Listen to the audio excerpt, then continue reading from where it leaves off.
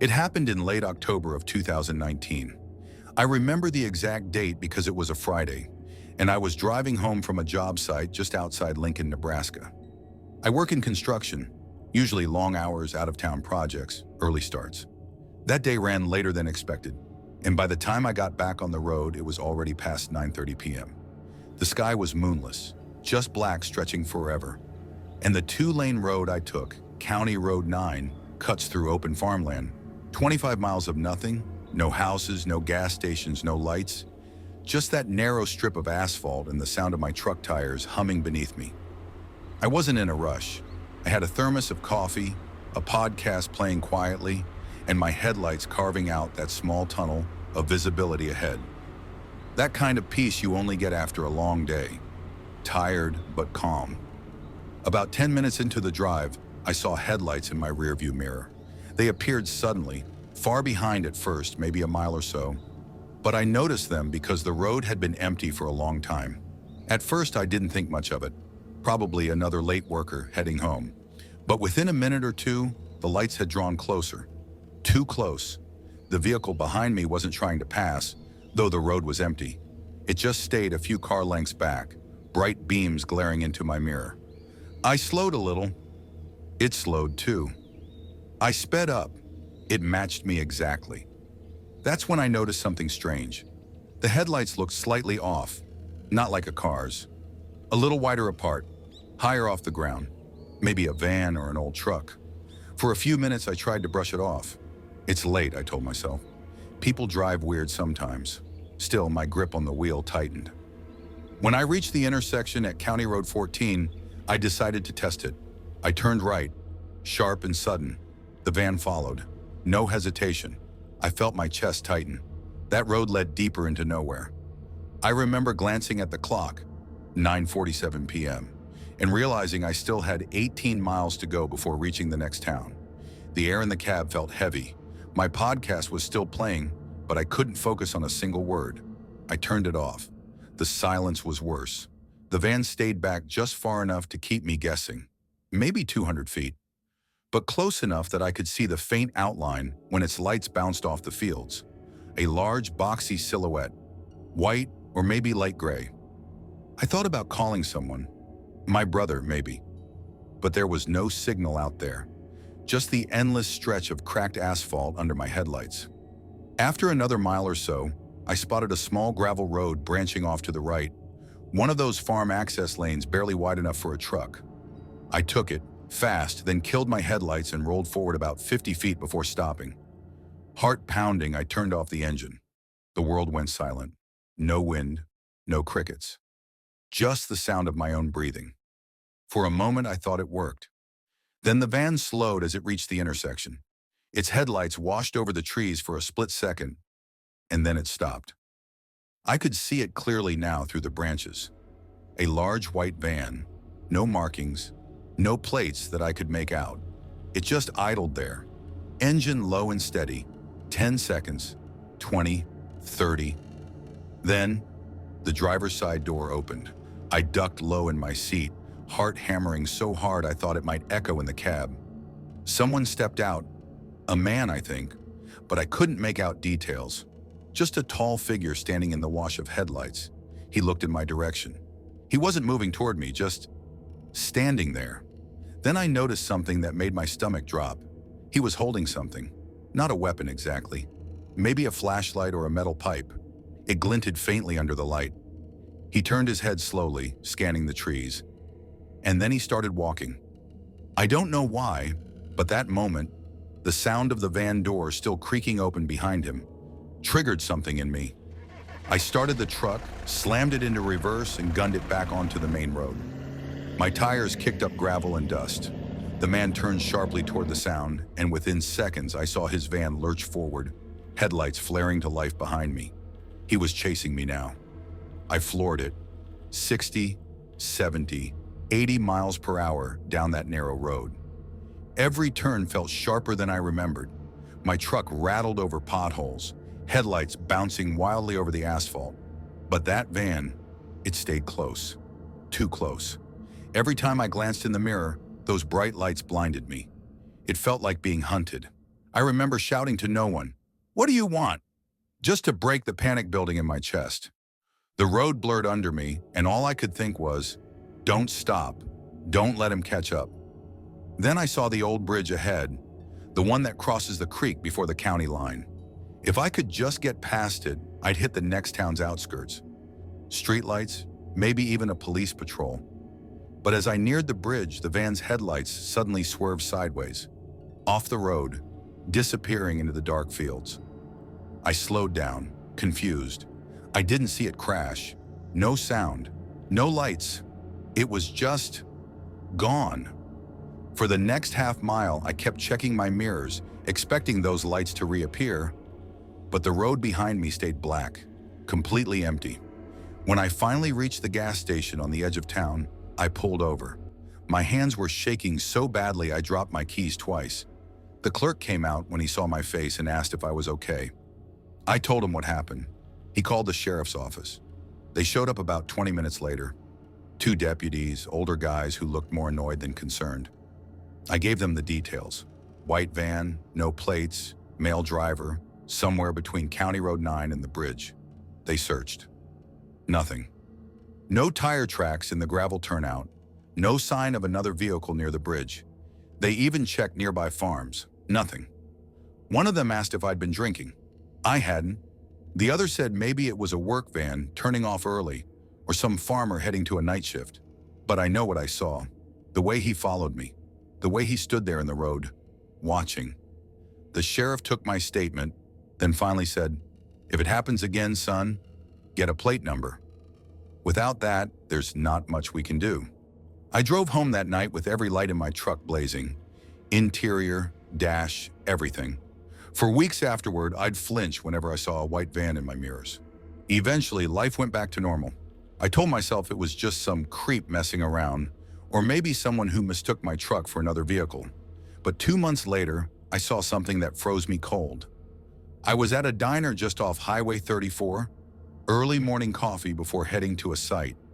A white van pulled into the parking lot. Same shape, same faded paint.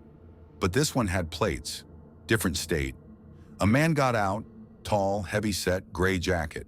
He walked to the counter, ordered coffee, then glanced around the diner casually. His eyes passed over me, calm, uninterested, and for a split second, I thought maybe I was wrong. Until I noticed the long, thin metal bar leaning against his passenger seat, the same kind of glint I'd seen in his hand that night. I sat there, heart racing, unable to move until he drove off. I wrote down the plate number this time, called the sheriff's office. They said they'd look into it. A week later, they called back. "We ran that plate. It belongs to a vehicle reported stolen." In 2015, they found the van abandoned outside of town. No fingerprints, no belongings, no sign of the driver. And that was it. No answers, no closure. Sometimes, late at night when I'm driving home, I still catch myself checking the mirrors too often. Because the truth is, the police couldn't help. Not because they didn't care, but because there was nothing left to find. Just that empty stretch of County Road 9 and whatever was waiting out there.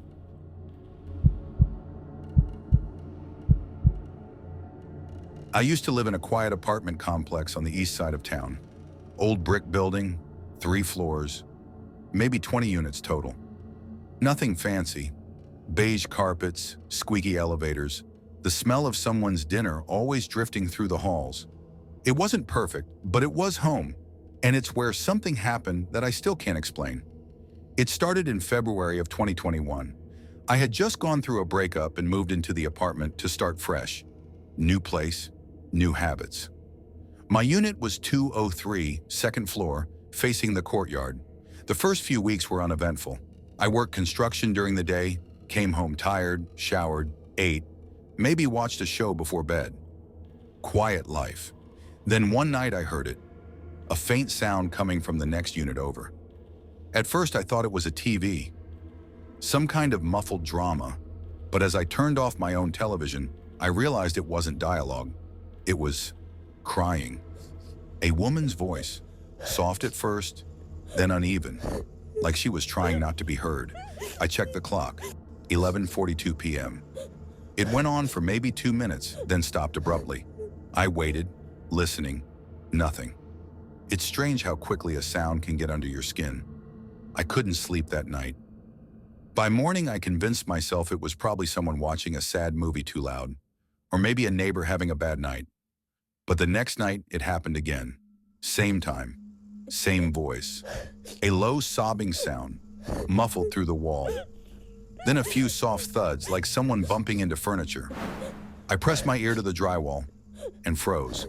A man's voice, calm but firm, said something I couldn't make out. Then silence. I stood there for almost 5 minutes, listening to the hum of my refrigerator, my own heartbeat in my ears.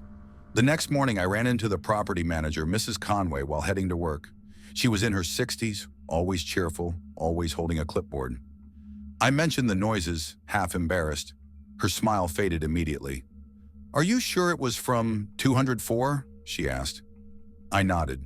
She blinked, then said quietly, "That unit's been vacant for over a year." I laughed, thinking she was joking, but she wasn't. She explained that the previous tenant, a woman named Lena, had left suddenly after an incident. Wouldn't say what. The unit had been locked and sealed since then, waiting for renovation. When I got home that evening, I checked the peephole facing her door. Apartment 204 was directly across from mine. The door was closed, lights off. The lock had a maintenance tag hanging from it. Still, when the clock hit 11:40 that night, the crying started again. This time it was louder. Long, broken sobs that rose and fell like waves. I stepped into the hallway. It was empty. The sound didn't carry out there at all, only inside my unit. That made no sense. The walls were thin. I could hear my upstairs neighbor's phone vibrate sometimes, but the hallway stayed silent. I called Mrs. Conway again the next morning. She swore no one had a key to 204 except her and the maintenance guy, who was out of town. That night, I decided to record it. At 11:35, I set my phone on the kitchen counter, hit record, and waited. Sure enough, by 11:42, the crying began. It lasted for almost 4 minutes, soft, desperate, then cut off mid-sob. When I played it back, though, there was nothing, just the hum of my fridge. I thought maybe my phone had malfunctioned, so I tried again the next night with a different app. Same result. Silence. That's when I started to lose sleep. Every night, like clockwork, the sound returned. Sometimes a woman crying, sometimes whispering so softly I couldn't make out the words. Once I swear I heard her say, "Please stop." I started turning my TV on just to drown it out. After about 2 weeks, I finally called the police. The dispatcher was polite, said they'd send someone to check. 2 officers arrived around midnight. Young guys, relaxed, clearly not expecting much. I explained what was happening, pointed to the wall. They listened. Nothing. We stood there for 10 minutes, and of course, that was one of the only nights the sound didn't come. They went next door, unlocked 204 with Mrs. Conway's key, and did a quick sweep. When they came back, one of them shrugged. "Place is empty," he said. "No signs of anyone living there." I asked what it looked like inside. He said, "Just old carpet, dust, no furniture." One window opened a crack. Then he looked at me like maybe I was hearing things that weren't there. They left after taking my name. I didn't sleep at all that night. The next morning, I saw something on my door that made my stomach twist. A note. No envelope. Just folded paper with shaky handwriting that said, "Don't listen, don't answer, no name."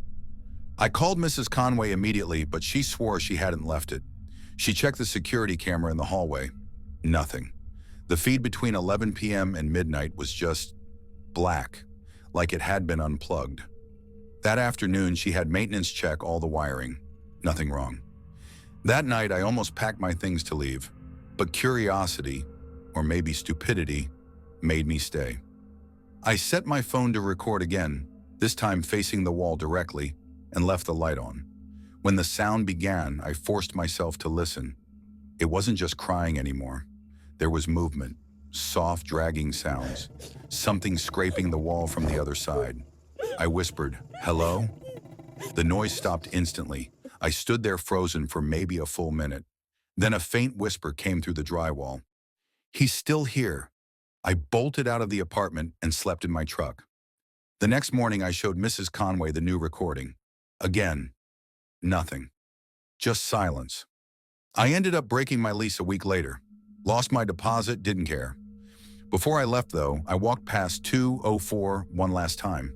The door was slightly ajar. I hesitated, then pushed it open. The apartment was empty, just like the officer said, except for one thing. In the far corner near the window, the carpet had been torn up. A small section, maybe 3 feet wide. Beneath it, the floor was darkly stained. It looked old, like water damage. But I don't think it was. I stepped closer, my heart racing. The air smelled faintly metallic. On the wall above the stain, written faintly in pencil, were 2 words. He stayed.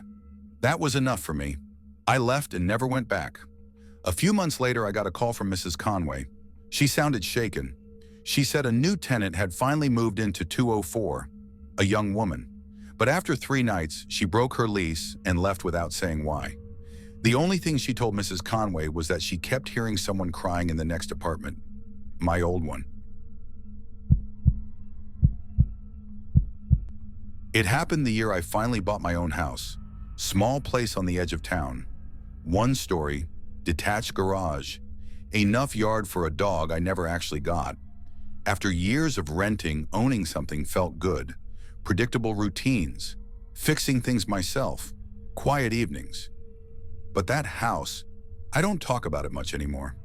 It started with small things, noises I couldn't place, the kind you brush off because you want to believe it's the pipes or the wind. The first one was a click, like a door latch catching. I remember it because it was a Tuesday late spring, around 12:40 a.m. I'd been lying in bed scrolling on my phone when I heard it. Click, from the hallway. I got up, half annoyed, half curious. All the doors were closed. Bedroom, bathroom, closet, except the one leading to the spare room. That one was open a crack. I pushed it shut, heard the latch catch again, then went back to bed. The next night, same thing, same exact time, click. This time the door was wide open. I checked the windows, all locked. The AC vent hummed steadily. Nothing unusual. I told myself maybe air pressure or uneven hinges.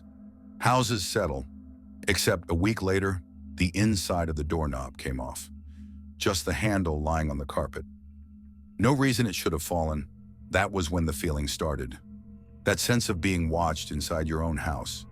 I tried ignoring it, but the tension became part of the routine. Dinner, shower, locked doors, check again, double check. By mid-June, I was sleeping with a baseball bat next to the bed. Then came the knocking. 3 sharp knocks on the spare room door around 3 a.m. I froze. Every sound in the house went quiet afterward. Even the fridge motor stopped for a second.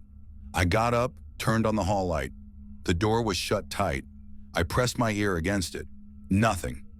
I opened it quickly, swinging the bat. Empty room. Bare walls, empty closet, a single lamp I hadn't plugged in yet. I checked every corner. Windows still locked from inside. No footprints, no dust disturbed. But as I turned to leave, I saw something faint on the doorframe. Tiny scratches around the latch plate. Fresh wood marks, like someone had been testing the lock. I didn't sleep again that night. The next morning I called a locksmith, told him I wanted every lock in the house replaced. Doors, windows, everything. He finished by late afternoon. Solid new deadbolts, sturdy latches, secure windows. I remember feeling relief when he left, like I'd finally taken back control. Until that night. At 12:41 a.m., the spare room door clicked again. I stared at it from bed. Saw the latch move, just slightly, as if pressure was being applied from the other side. I grabbed the bat, turned on every light, and checked the hallway. The door was open. No sound, no breeze. Just that open doorway staring back at me. That was when I called the police. 2 officers arrived around 1:10 a.m.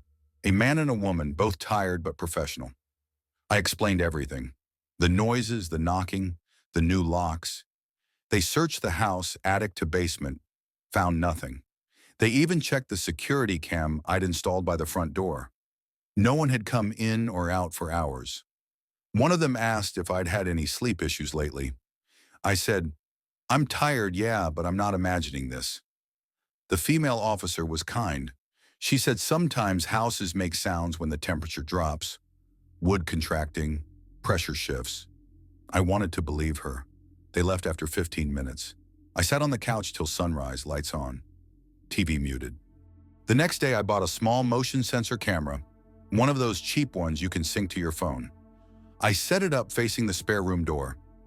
That night, around 12:30, I started recording manually. At 12:41, the latch clicked. The door moved an inch. I stared at the live feed, heart pounding, expecting to see something, someone. But the hallway was empty. Then on camera, the door slowly opened the rest of the way, smoothly, quietly. I froze, watching, waiting for the sensor to trigger, for motion alerts, for anything. Nothing registered. The camera didn't even blink.